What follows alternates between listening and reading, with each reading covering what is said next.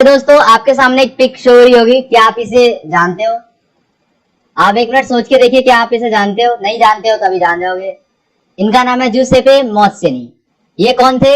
ये इटली के एक क्रांतिकारी थे। क्रांतिकारी का मतलब होता है वह आदमी जिसको अभी प्रेजेंट की जो चीजें चल रही है, करंट की, उनको बिल्कुल भी पसंद नहीं होता, चाहे वो सही चल रही है या गलत चल रही है। क्रांतिकारी अच्छे भी हो सकते हैं, बुरे भी।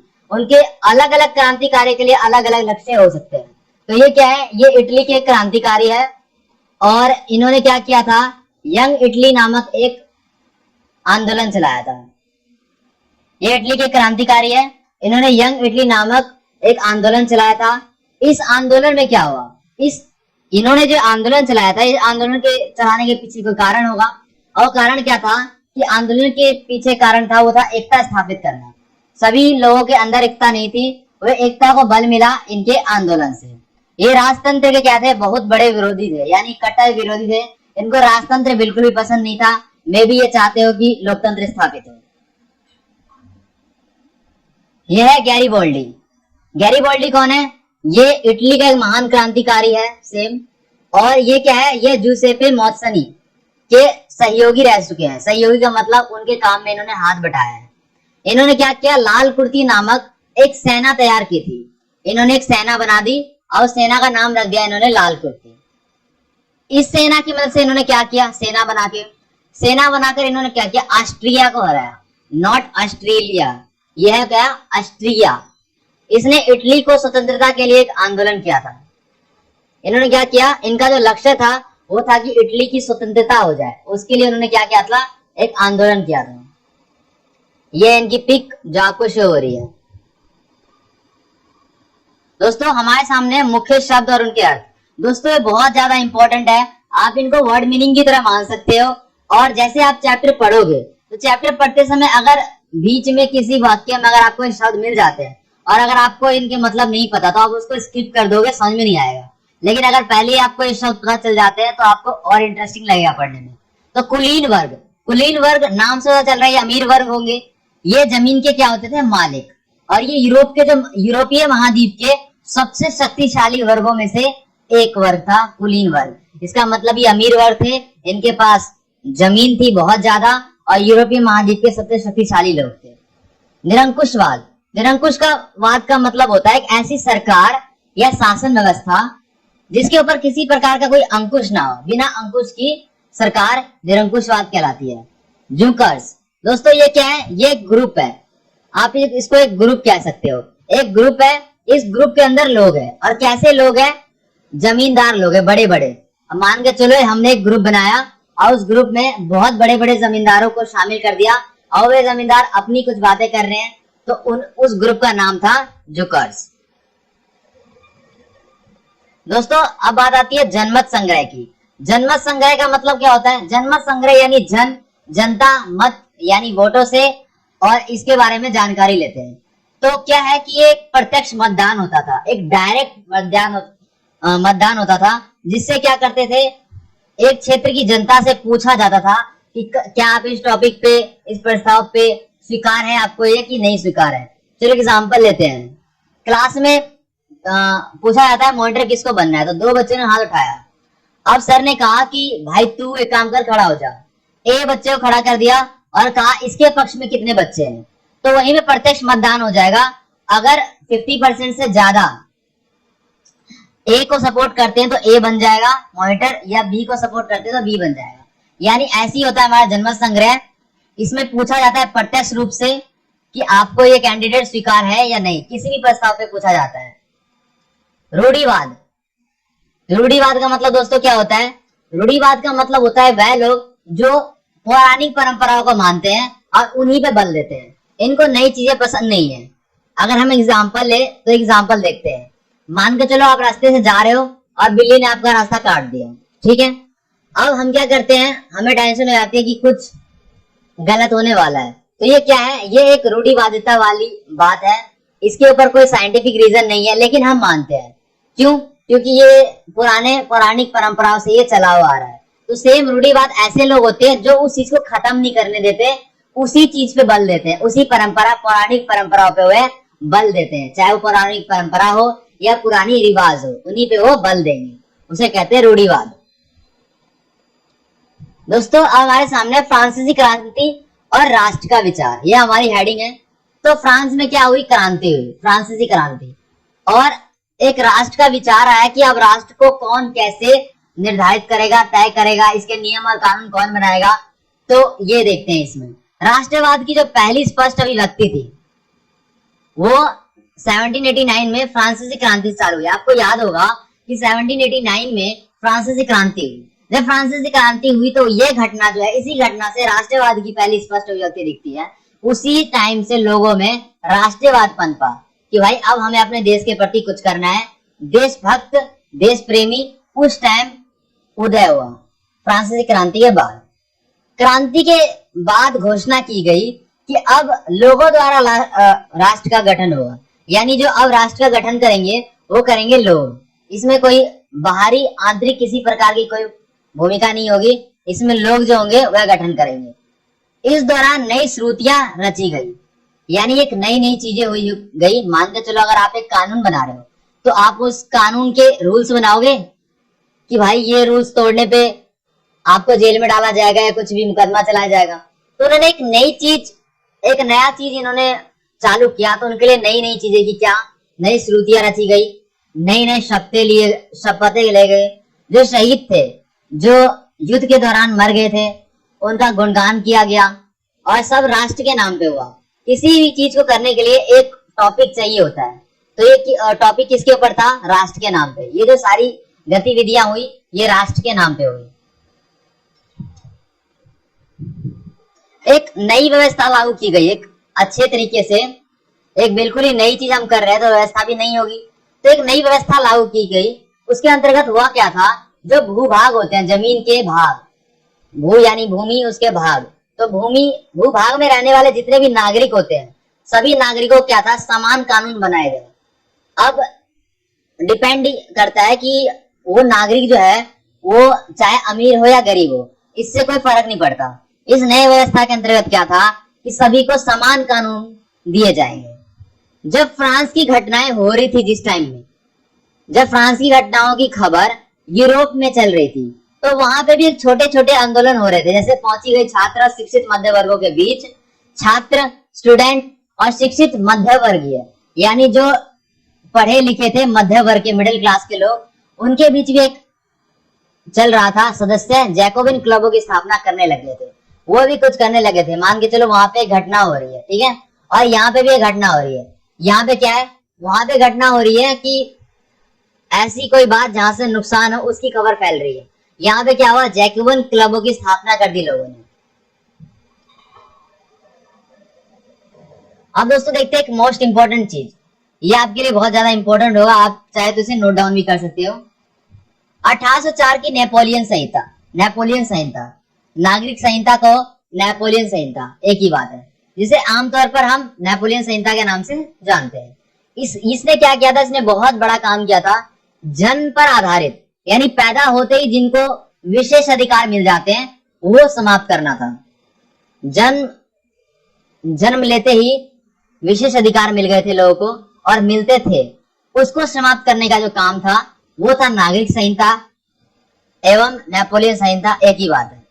अब इस संहिता में देखते हुआ क्या था, इस संहिता को फ्रांसीसी नियंत्रण के अधीन क्षेत्र में लागू किया गया था, यानी जहां पे फ्रांसीसी लोगों का नियंत्रण है। मान के चलो यहाँ पे फ्रांस के लोगों ने क्या कर रखा है, कब्जा कर रखा है, ठीक है, तो यहाँ पे वो चीज लागू की गई थी। अब जहाँ पे किसी का नियंत्रण ही नहीं है वहां पे लागू करके क्या फायदा, या जहाँ पे मान के चलो उसकी जरूरत नहीं है वहां पे लागू करके क्या फायदा। तो या उसको इस जगह पे लागू किया गया था जहाँ पे फ्रांस के लोगों का नियंत्रण था। सामंती व्यवस्था, उसे खत्म किया गया। कारीगरों के श्रेणी संघों के नियंत्रण को हटा दिया गया था। जिन्होंने संघ बना रखे थे, श्रेणी बना रखी थी, उनके नियंत्रणों को हटा दिया गया था। यातायात और संचार व्यवस्था को सुधारा गया था। यातायात यानी ट्रांसपोर्टेशन, हम एक जगह से दूसरी जगह जाते हैं, उसमें यातायात का प्रयोग किया जाता है, उसको सुधारा गया। संचार व्यवस्था यानी कम्युनिकेशन, यानी कि जो बातचीत करने की जो व्यवस्था थी, टेलीफोन हो जाए, कुछ भी हो जाए, इस चीजों को क्या किया था, इन दोनों व्यवस्था को सुधारा गया था। अब देखते हैं दोस्तों यूरोप में राष्ट्रवाद का निर्माण।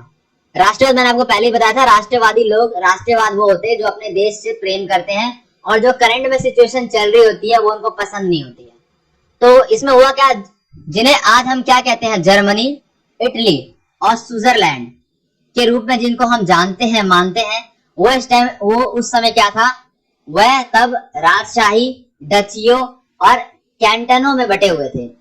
इनका अभी का जो करंट सिचुएशन है, उस टाइम और अभी के करंट सिचुएशन में फर्क है, इनके बीच का अंतर है। पूर्वी और मध्य यूरोप में निरंकुश राजतंत्र के अधीन थे लोग। पूर्वी, देखो दोस्तों, ये कभी कभी दिमाग के ऊपर से जाता है, इसको हमें देखना है। पूर्वी और मध्य यूरोप, यानी देखिए पूर्वी साइड में, कहां पे, मध्य यूरोप, यानी यूरोप के बीच में पूर्वी साइड में। तो आपको इससे अगर मैप देखोगे तो आपको पता चल जाएगा कि कहां की बात हो रही है। निरंकुश राजतंत्र जो थे उनके अधीन था ये इलाका, और इन इलाकों में तरह तरह के लोग रहते थे। ये नहीं कि एक तरह के लोग रहते, एक ही तरह के, ऐसा कुछ नहीं था। विभिन्न विभिन्न अलग अलग डिफरेंट प्रकार के यहाँ पे लोग रहते थे। अगर देखिए दोस्तों, अगर यहाँ पे अलग अलग प्रकार के लोग रहते होंगे तो हम ये भी दिमाग लगा सकते हैं कि यहाँ पे जो भाषाएं होंगी वो भी अलग अलग होगी, यहाँ के जो परंपराएं होंगी वो भी अलग अलग होंगी। तो इससे हमें पता चल जाता है विभिन्न विभिन्न लोग, विभिन्न विभिन्न कार्य, विभिन्न विभिन्न भाषाएं। हंगरी में आधे लोग मैग्यार भाषा बोलते थे। देखिए भाषा की बात आ गई, कौन सी भाषा बोलते थे, मैग्यार भाषा। जबकि बाकी लोग कौन सी भाषा बोलते थे, अलग अलग बोली। अब हम देखते हैं, मान के चलो अगर 100% वहां पे 100 लोग हैं, तो जो 50 लोग हैं, आधे लोग, 50 लोग क्या बोलते हैं, मैग्यार भाषा। और बाकी के जो 50 लोग बच गए वो क्या बोलते हैं, वो अलग अलग भाषा बोलते हैं। 2% या 10% कुछ और भाषा, 15% कुछ और, 18% कुछ और, ऐसे ऐसे करके 50% एक भाषा मैग्यार, और बाकी का 50% में अलग अलग सारी भाषाएं। गालसिया में कुलीन वर्ग पोलिश भाषा बोलते थे। गालसिया एक जगह थी जहां पे कुलीन वर्ग यानी अमीर वर्ग जो है वो कौन सी भाषा बोलते थे, पोलिश भाषा। कुलीन वर्ग बनाम नया वर्ग, कुलीन वर्ग वर्सेस नया वर्ग। दोस्तों देखते हैं इसके दोनों में फर्क क्या है। नया वर्ग कौन था, कैसे आया, सामाजिक वर्ग, कुलीन वर्ग कैसा था, मैंने आपको बता दिया कुलीन वर्ग कौन थे, कैसे थे, लेकिन नया मध्य वर्ग नहीं बताया जो नया नया उभरा है। दोस्तों ये बहुत ज्यादा इंटरेस्टिंग है, अभी मैं आपको पहले बताता हूँ। पहले कुलीन वर्ग देखते हैं। कुलीन वर्ग क्या था, कुलीन सामाजिक और राजनीतिक रूप से, मैंने सामाजिक और राजनीतिक रूप से क्या थे, ये अमीर थे और जमीन के मालिक थे। ये हमने पहले ही इसके ऊपर हमने चर्चा कर ली है, जमीन के मालिक थे।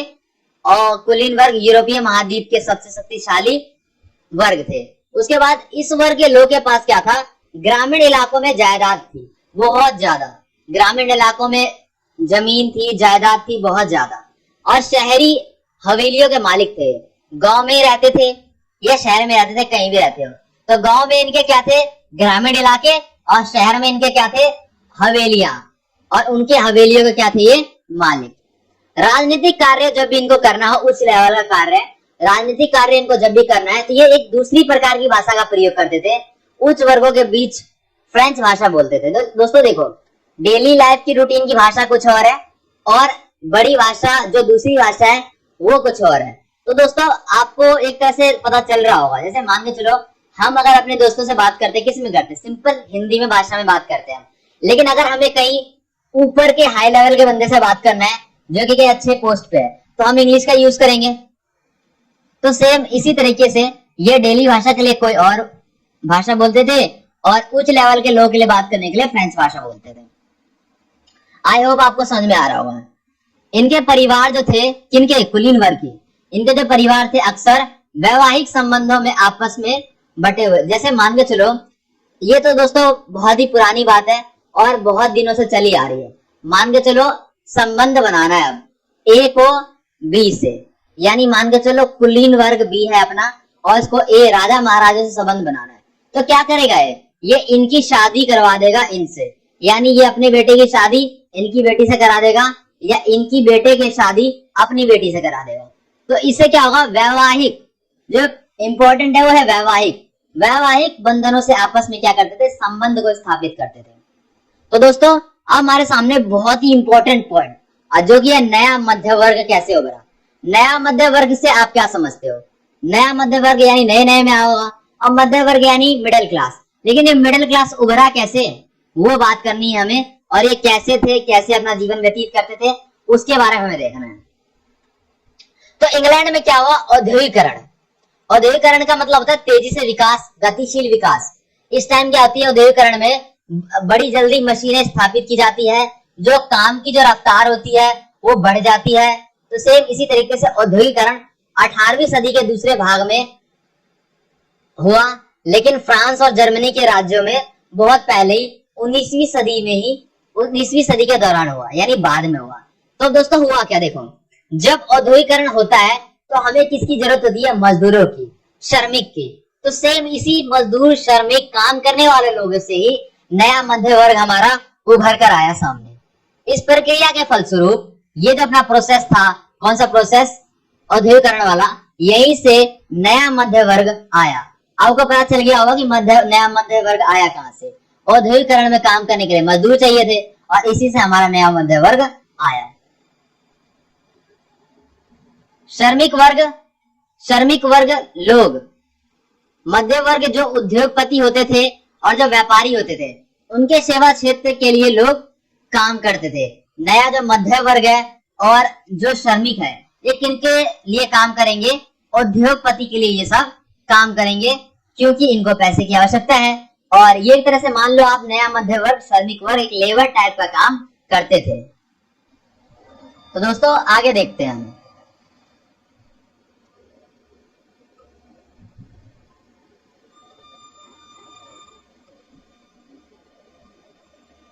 तो हमारे सामने है उदारवादी राष्ट्रवाद। उदारवादी से दोस्तों आप क्या समझते हैं, उदारवादी यानी लिबरलिज्म। ये क्या है, ये शब्द लातिनी भाषा के मूल शब्द लिबर पर आधारित है, जिसका अर्थ है आजाद या आजादी, जो आप मान लो। आपने स्टैच्यू ऑफ लिबर्टी का नाम सुना होगा, जो कि मे बी न्यूयॉर्क में स्थित है।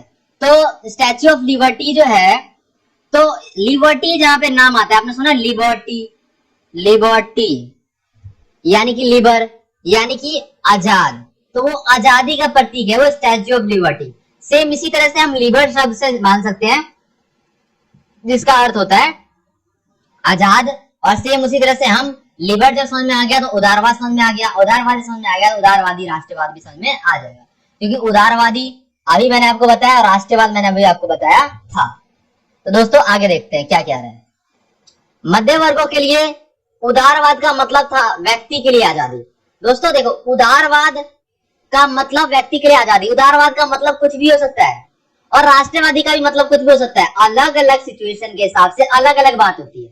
उदारवाद, अब आपने कभी सुना है क्रांतिकारी, क्रांतिकारी अगर हम गलत चीज के लिए क्रांति करते तो वो गलत है, सही के लिए क्रांति कर रहे तो सही है। तो इसी तरह से उदारवाद, यहाँ पे उदारवाद का क्या मतलब था, उदारवाद का यहाँ पे मतलब था व्यक्ति के लिए आजादी बस, और कानून के समक्ष सबकी बराबरी। यानी उदारवादी लोग यहाँ पे वो लोग थे जो चाहते थे कि व्यक्ति को आजादी मिले, सारे अधिकार मिले, और कानून के समक्ष सबकी बराबरी हो। राजनीतिक रूप से उदारवाद एक ऐसी सरकार थी जो किस पे जोर देती थी, सहमति पे, यानी सहमत होना चाहिए सबसे।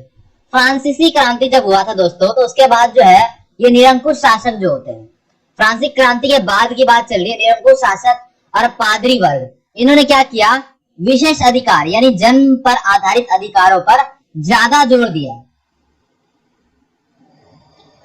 दोस्तों हमारे सामने एक इंपॉर्टेंट टॉपिक है 1815 के बाद एक नया रूढ़िवाद। अब हम देखते हैं कि रूढ़िवाद 1815 के बाद कैसे आया, क्यों आया, नया क्या है। तो 1815 में नेपोलियन की हार हो गई, आपको पता है। उसके बाद यूरोपीय सरकारें रूढ़िवाद की भावनाओं से प्रेरित हो गई। अब उनको कुछ चाहिए ना भड़काने के लिए। जब नेपोलियन की हार हो गई तो यूरोपीय सरकार रूढ़िवाद की भावना से प्रेरित थी। तो रूढ़िवादी लोगों को कहना था कि राज्य की स्थापित पारंपरिक संस्थाएं से होती है। जैसे पारंपरिक संस्थाएं से आप क्या समझते हो, चर्च जो पुराने टाइम से है, सामाजिक ऊंच नीच ये भी पुराने टाइम से है, संपत्ति और परिवार को बनाए रखने के लिए बनाए रखना चाहिए। रूढ़िवाद लोग क्रांति से पहले के दौर को वापसी नहीं चाहते थे। वो चाहते थे, मान के चलो अपने पास, दोस्तों टाइम को विभाजित करता हूं यहाँ पे आपके पास एक टाइम, ये टाइम है पहले का, और ये जो टाइम है ये है क्रांति का, और ये वाला जो टाइम है ये टाइम है बाद का टाइम। तो इस टाइम के ऊपर ही ये लोग चाहते थे बने रहे। क्रांति, ये जो टाइम था जैसे पहले चल रहा था, क्रांति होने के बाद भी ऐसा ही टाइम बने रहे, इनका मतलब था। ये नहीं चाहते थे कि एक नया समय बने और उसमें एक नई विचारधारा हो जिसमें गलत रूढ़िवाद को हटा दिया गया हो और एक नई चीज रखी जाए। तो दोस्तों ये क्या चाहते थे, ये क्रांति के पहले वाले दौर को चाहते थे, ना कि बाद वाले दौर को। ये कुछ भी चेंज नहीं चाहते थे। 1815 में ब्रिटेन, रूस और पर्सा, दोस्तों ये जगह का नाम है, ऑस्ट्रिया, यूरोपीय शक्तियों, नहीं किसी को लगे कि रूस तो पता है लेकिन पर्सा एक नया सा वर्ड लगता है, तो किसी को लगे पर्सा क्या है, तो ये एक जगह का नाम है। शक्तियों जिन्होंने मिलकर नेपोलियन को हराया था। इन्हीं सब ने मिलकर किसको हराया था, नेपोलियन को।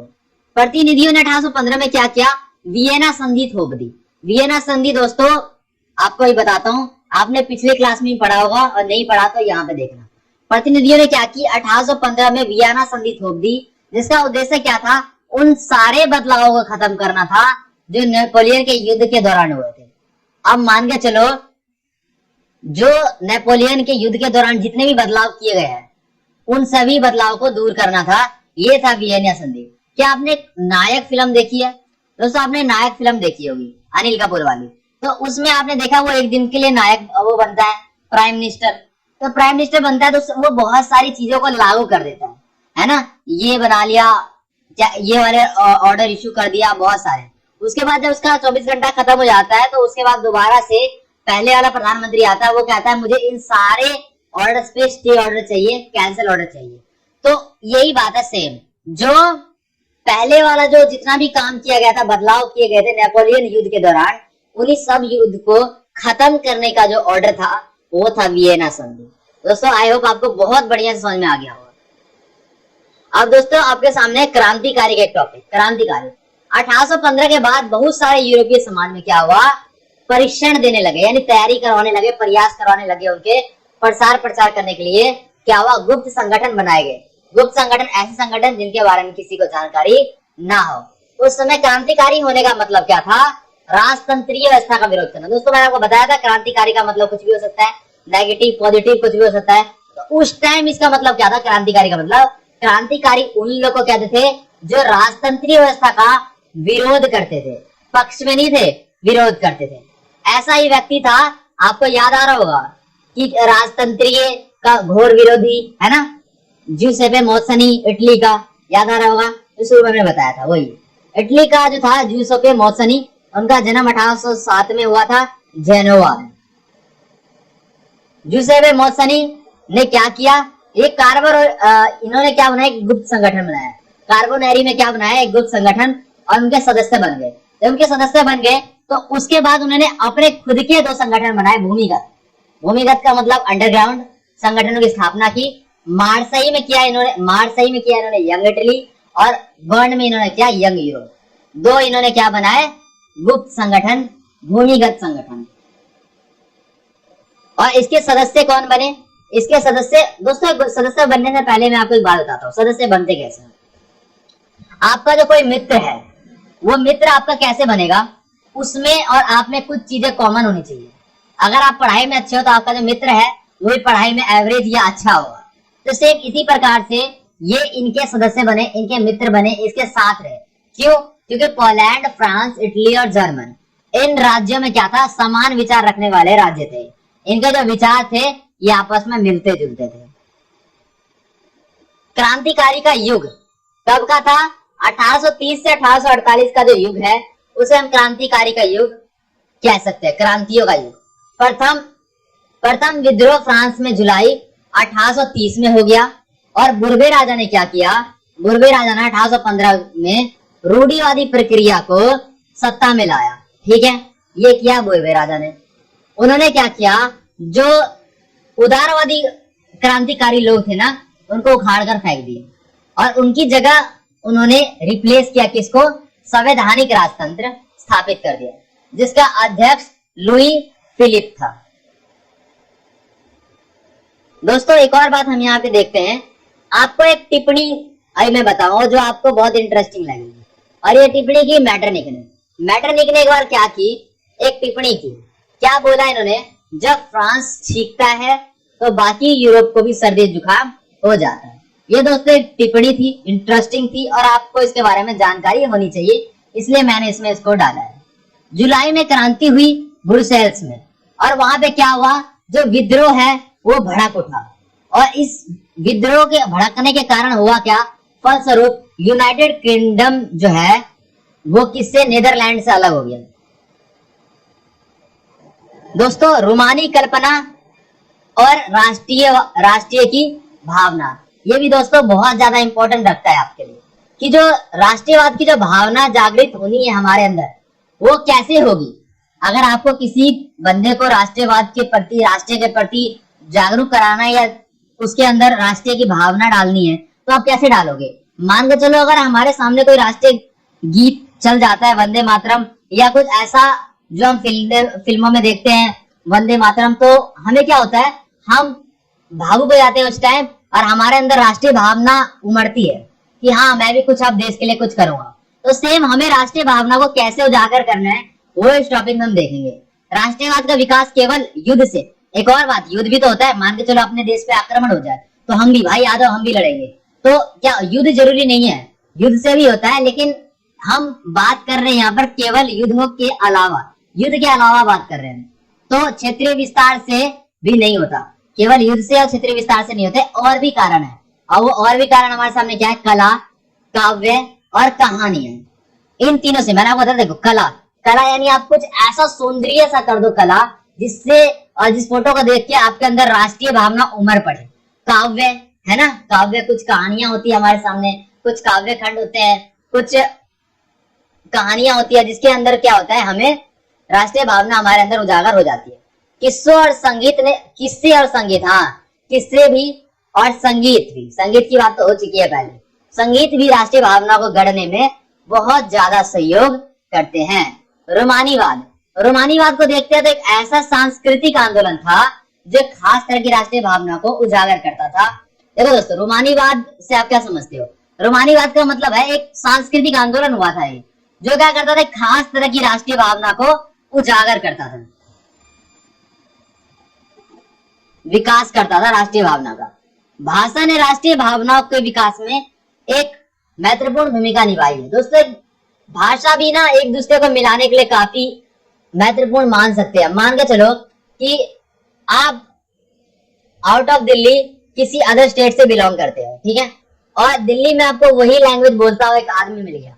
जैसे मान के चलो आप मुंबई से हो या आप गुजरात से हो, वहां का, और आप रहते हो दिल्ली में, और वहां पे आपका दोस्त मिल गया जो कि मुंबई और गुजरात की भाषा यूज करता है, तो आप कितना मतलब उसके पीछे मतलब फ्रैंक हो जाओगे ना, यार तू भी वहीं से रहता है, मैं भी वहीं से रहता हूँ। तो सेम अगर हमें हिंदी भाषा जो है, भाषा भी काफी महत्वपूर्ण भूमिका निभाती है राष्ट्रीय भावना को उजागर करने में। तो दोस्तों अब हमारे सामने जो टॉपिक है वो है भूख, कठिनाइयां और जन विद्रोह। तो दोस्तों ये जो अपना टॉपिक है, इसमें क्या है, भूख, कठिनाइयां और जन विद्रोह। दोस्तों देखो, भूख का मतलब क्या है कि यहाँ पे खाने की कमी हुई होगी। जब खाने की कमी होगी तो क्या हुआ होगा, कठिनाइयां हुई होगी। किसके लिए, जनता के लिए भी और सरकार के लिए भी। और जब कठिनाइयां हुई होंगी तो क्या हुआ होगा, जन विद्रोह हुआ होगा। सेम, तो ये तीनों आपस में जुड़े हुए हैं, बहुत ही इंटरेस्टिंग टॉपिक है, देखते हैं। 1830 का जो दशक था, यूरोप में बहुत सारी कठिनाइयों को लेकर आया, कई सारी कठिनाइयों को लेकर आया 1830 का दशक। 19वीं सदी के प्रथम में क्या हुआ, आग में पूरे यूरोप की जनसंख्या भाग में, सॉरी 19वीं सदी के प्रथम में के भाग में पूरे यूरोप में जनसंख्या वृद्धि हो गई, ठीक है। अब देखो यही सबसे बड़ी प्रॉब्लम होती है, अगर जनसंख्या बढ़ रही हो, पॉपुलेशन अपने बढ़ रही हो, तो क्या होगा, जो खाना 4 जनों में होता था वो अब 8 में होना है, ठीक है।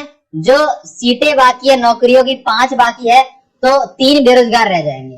तो इम्पोर्टेंट बात यह है कि अब 19वीं सदी में क्या हुआ, वृद्धि होने लगी, जनसंख्या बहुत ज्यादा। ज्यादातर देशों में नौकरी ढूंढने वाले क्या होंगे, नौकरी ढूंढने वाले की तादाद ज्यादा, लेकिन रोजगार के अवसर कम। सेम वही बात हो जाएगी अपनी, रोजगार वाले तो लोग बहुत सारे होंगे, लेकिन रोजगार के अवसर ही नहीं होंगे। खाने पीने की चीजों के मूल्य में क्या होगा, बढ़ने लग जाएंगे। खाने पीने की चीजें की जो मूल्य है वो बढ़ने लग जाएंगे, क्योंकि लोग ज्यादा है, खाने पीने की चीजें कम है। अब मूल्य को बढ़ा दो, जिसके पास पैसे वो खरीद लेगा, जिसके पास नहीं होगा वो नहीं खरीदेगा। यही प्रॉब्लम आती है। तो किसी वर्ष फसल खराब भी हो जाती थी, ये और ऐसी की तैसी हो जाती थी। होने के बाद शहर और गांव में व्यापक गरीबी फैल गई। 1848 में क्या हुआ, उदारवादी क्रांति हुई। उदारवादी क्रांति दोस्तों बताया था आपको, ये जो उदारवादी क्रांति होते हैं ये कुछ अच्छे लोग होते हैं, कुछ अच्छा चाहते हैं, उदारवादी है ना।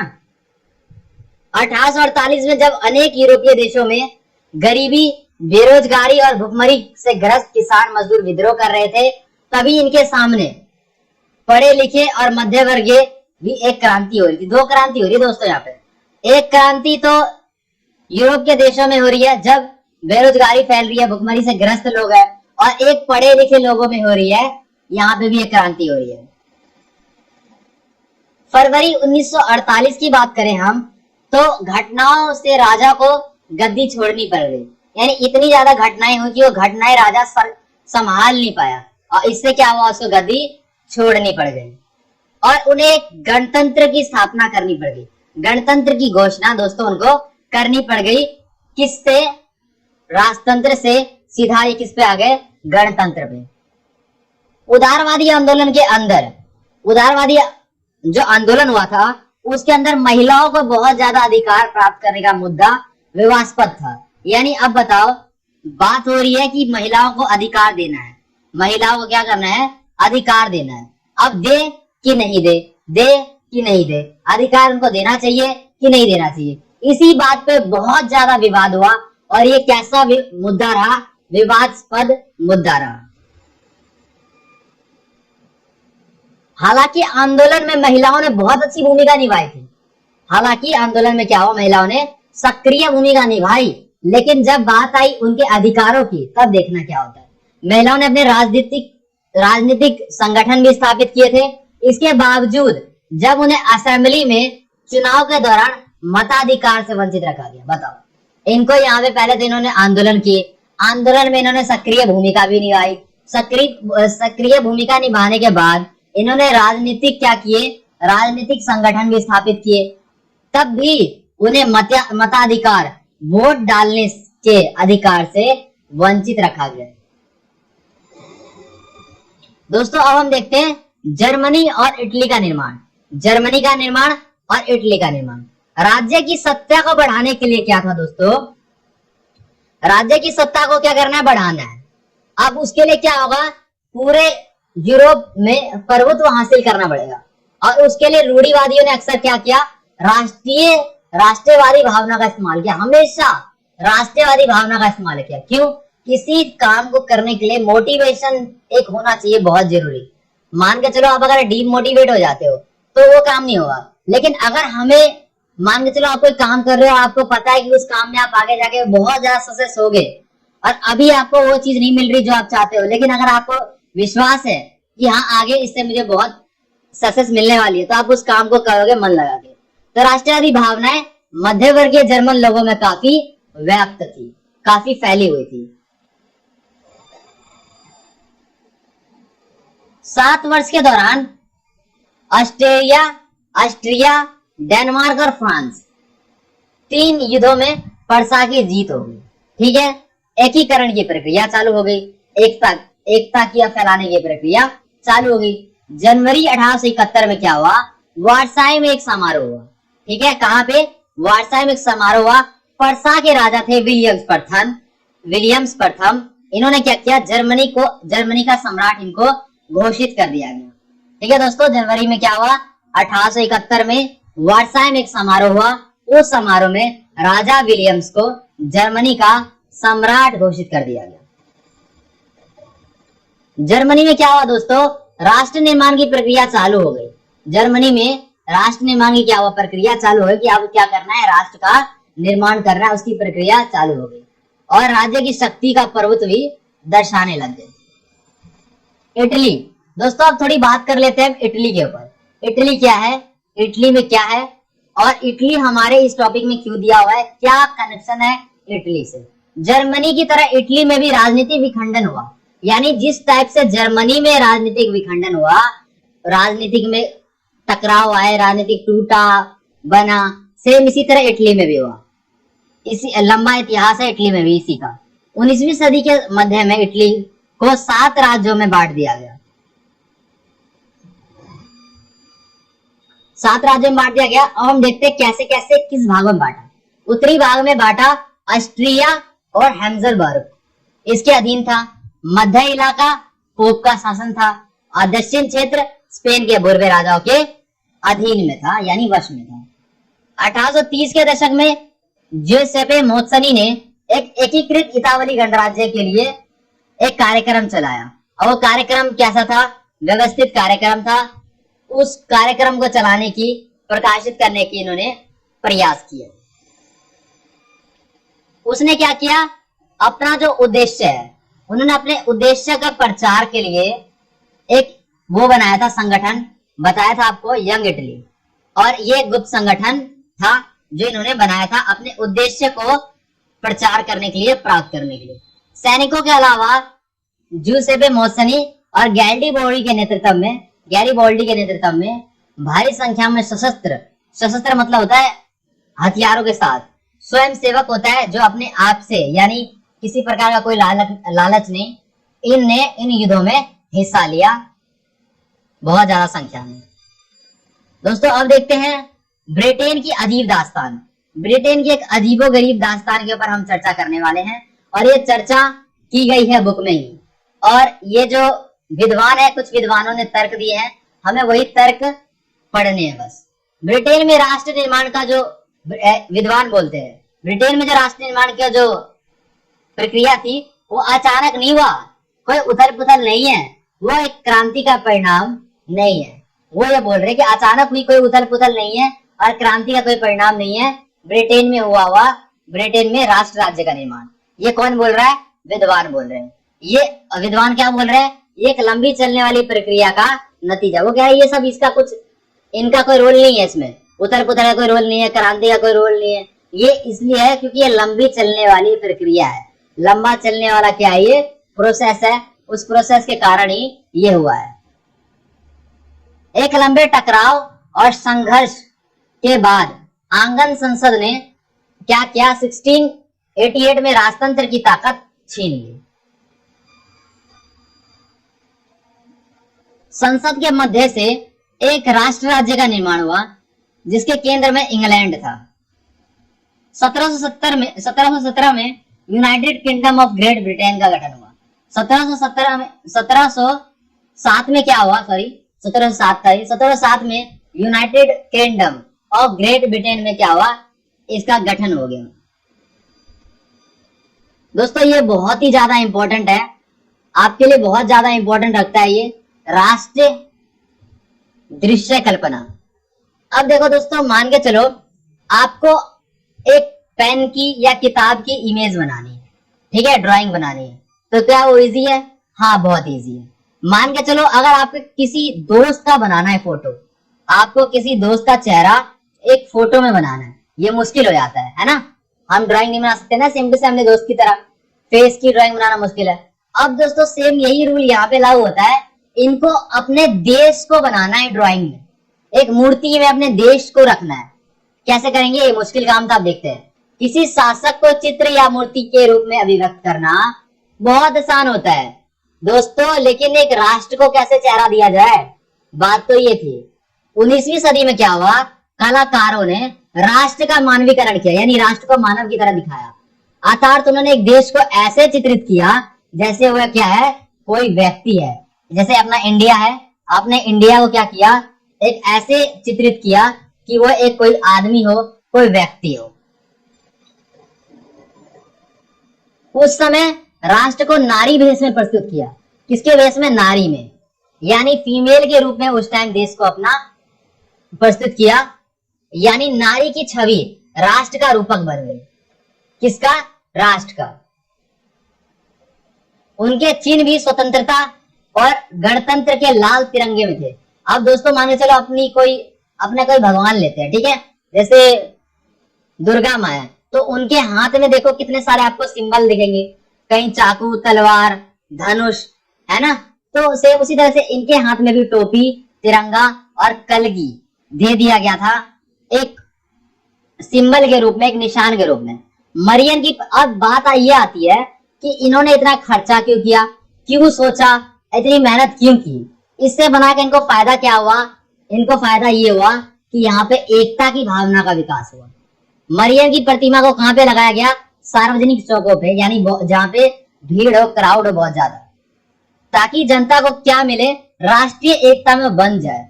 इस मूर्ति को बनाने का उनका एकमात्र लक्ष्य ये था कि एकता में बन जाए सारे के सारे और राष्ट्रीय प्रतीक की याद दिलाते रहे।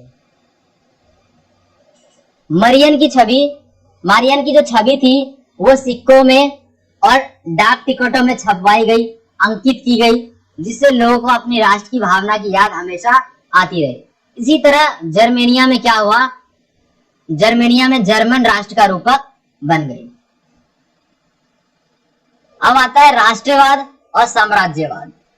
राष्ट्रवाद दोस्तों मैंने आपको बताया था, साम्राज्यवाद अभी बताता हूँ। साम्राज्यवाद का मतलब होता है दोस्तों, देखो मान के चलो अपना ये साम्राज्य है, ठीक है, इस साम्राज्य को अपने को विस्तार करना है, यानी इस क्षेत्र को विस्तार करना है, और इस क्षेत्र के विस्तार के लिए हमें जो काम करना है, और अगर हम इसे विस्तार कर देते हैं तो ये हमारे लिए साम्राज्यवाद है। 1871 के बाद यूरोप में गंभीर राष्ट्रवादी तनाव का क्षेत्र था, स्थिति थी, ये हमें पता है। 1871 के बाद यूरोप एक गंभीर स्थिति में था और तनाव का माहौल था। अब उसका कारण क्या था, तनाव का कारण था बाल्कन क्षेत्र, सबसे बड़ा कारण था बाल्कन क्षेत्र। इस क्षेत्र में क्या था, अब बाल्कन क्षेत्र क्यों था, बात यह आती है, इस क्षेत्र में भौगोलिक जातीय भिन्नता थी, भौगोलिक भी भिन्नता थी और जातीय भी भिन्नता थी। इससे क्या होता है, जब एक क्षेत्र में बहुत तरह के लोग रहते हैं तो उनकी सोच अलग होती है, उनकी परंपराएं अलग होती है, उनकी भाषाएं अलग होती है, और फिर क्या बनता है, तनाव का वो एक कारण बनता है। बाल्कन क्षेत्र एक बहुत बड़ा हिस्सा था ओटोमन साम्राज्य का, और ये किसके नियंत्रण में था, ओटोमन साम्राज्य के। 19वीं सदी में ओटोमन साम्राज्य में क्या हुआ, आधुनिकरण। आधुनिकरण का मतलब होता है तीव्र विकास, जिसमें मशीनों का ज्यादा प्रयोग होता है, और आंतरिक सुधार मजबूत करने का प्रयास किया गया इस समय 19वीं सदी में। कहां पे, ओटोमन साम्राज्य में। लेकिन इससे बहुत कम लाभ हुआ, लाभ तो हुआ, सफलता तो मिली, लेकिन बहुत कम। बाल्कन राज्य क्या हुआ, बाल्कन राज्य में तनाव का एक और कारण है हमारे पास, वो है ईर्ष्या यानी जलन। तो बाल्कन राज्य में जलन, ईर्ष्या बहुत ज्यादा थी। हर एक राज्य जो चाहता था, एक राज्य ए पॉइंट, बी राज्य, सी राज्य, डी राज्य, ये सारे राज्य ये चाहते थे कि इनके इलाके में ज्यादा से ज्यादा जमीन आए, इनके जो क्षेत्र है वो ज्यादा से ज्यादा बड़े हो। तो अगर इनमें एकता नहीं रहेगी और सब अपने भले की बात करेंगे तो तनाव तो उत्पन्न होना ही है। अब हम बात करते हैं साम्राज्यवाद की। साम्राज्यवाद से जुड़कर राष्ट्रवाद को भी ज्यादा फायदा नहीं हुआ, उसको बहुत ज्यादा नुकसान हुआ। वो अपने आप को महाविपदा यानी डिजास्टर के ऊपर वो लेके गया। साम्राज्यवादी प्रभुत्व का विरोध करने लगे, साम्राज्यवाद जो लोग थे वो प्रभुत्व का विरोध करने लगे। हर तरफ क्या हुआ, विरोधी आंदोलन होने लगे, और ये सभी विचार समाजों को राष्ट्र राज्यों में विभक्त करने लगे, गठित करने लगे, और अब क्या हुआ, उनमें सार्वभौमिक, खुद से सार्वभौम, सबके लिए इसे मान लिया गया।